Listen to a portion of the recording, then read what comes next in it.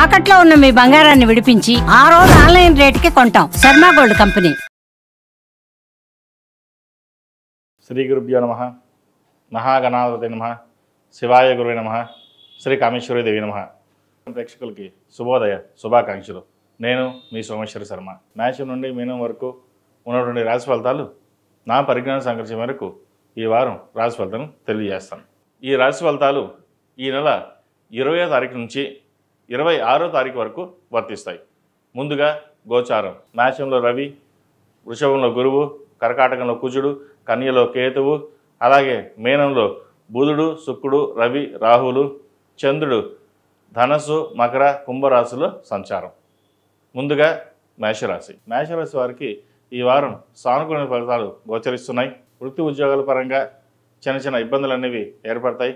నూతన ఉద్యోగ ప్రయత్నాలు చేసేవారికి కొంత అనుకునే పరిస్థితులు ఉన్నా ఏదో విధంగా చేతి దాకా వచ్చి చేయి జరిపే అవకాశం గోచరిస్తోంది. జాగ్రత్త వహించాలి. H1B వీసా విషయంలో జాగ్రత్తలు తీసుకోవాలి. ఇబ్బందులు ఉండే అవకాశం గోచరిస్తోంది. నలుగురిలోనూ మంచి పేరు ప్రఖ్యాతలు తెచ్చుకోవాలని, మాట మీద నిలబడాలని ఎంతో ప్రయత్నం చేస్తారు. కానీ సన్నిహిత వర్గం మీకు భిన్నంగా ఉంటుంది. మీపైన దుష్ప్రచారాలు చేసి ఏదో విధంగా పేరు పోగొట్టాలనే ప్రయత్నాలు చేస్తారు. ఎవరు ఎన్ని విధాలు చేసినా దైవానుగ్రహం వల్ల మీకు మేలు జరుగుతుంది. ఇంట్లో కొంత అశాంతి వాతావరణం నెలకొంటుంది. భాగస్వాముల మధ్య విభేదాలు రాకుండా చూసుకోవాలి. అలాగే సంతాన విద్యా విషయాల పట్ల కూడా ప్రత్యేక శ్రద్ధ వహించాలి. ప్రతి ఒక్కటి మీరే చూసుకోవాల్సిన పరిస్థితి ఏర్పడుతుంది. ఎన్ని విధాలుగా ఏది ప్రయత్నం చేసినా కొన్ని సానుకూల ఫలితాలు గోచరిస్తున్నప్పటికీ ఏదో తెలియని మనోవేదన ఏర్పడుతుంది. దైవారాధన ఎక్కువగా చేయడం చెప్పదగినది. మీ సమయస్ఫూర్తి అన్నిటికీ మీ తెలివితేటలను ఉపయోగించి ముందు పదంలో నడిపించడానికి ప్రయత్నాలు చేస్తారు. అలాగే సాధిస్తారు కూడా. చిన్న చిన్న విషయాలు కూడా ఇబ్బంది పెట్టే విధంగా ఉంటుంది. ఆరోగ్యం పట్ల జాగ్రత్త తీసుకోవాలి.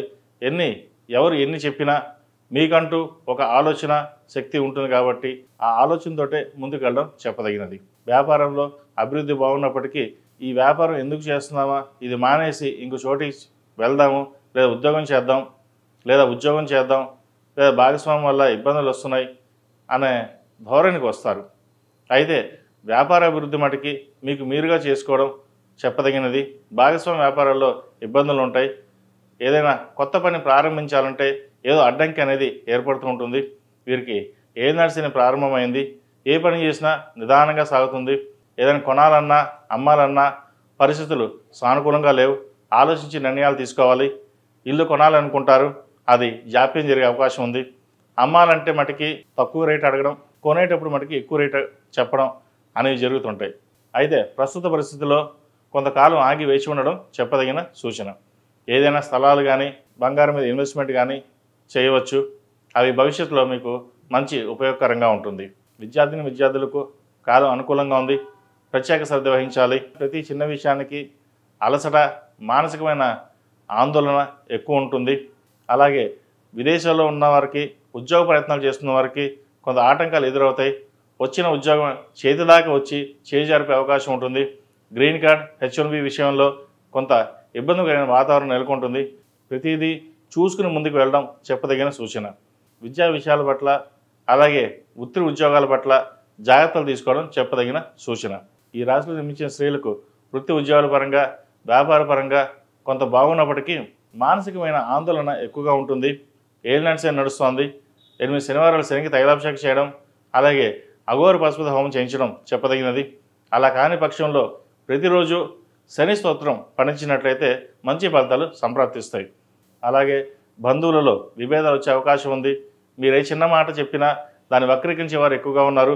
కాబట్టి ఈ వారం సాధ్యమైనంతవరకు మౌనంగా ఉండడం చెప్పదగినది.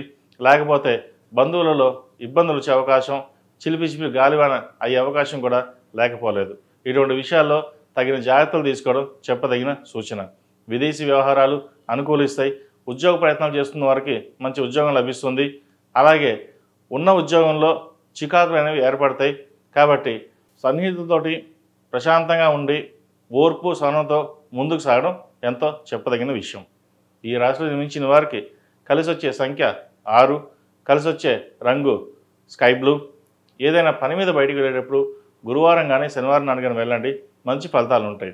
ఈ రాశి వారు ప్రతిరోజు ప్రతినిత్యం ఓం నమస్తే ఒత్తుతో దీపారాధన చేయడం, అలాగే మంగళవారం నాడు శుక్రవారం నాడు అమ్మవారికి ఆరవలి కుంకుమతో పూజించండి, మంచి ఫలితాలు సంప్రాప్తిస్తాయి.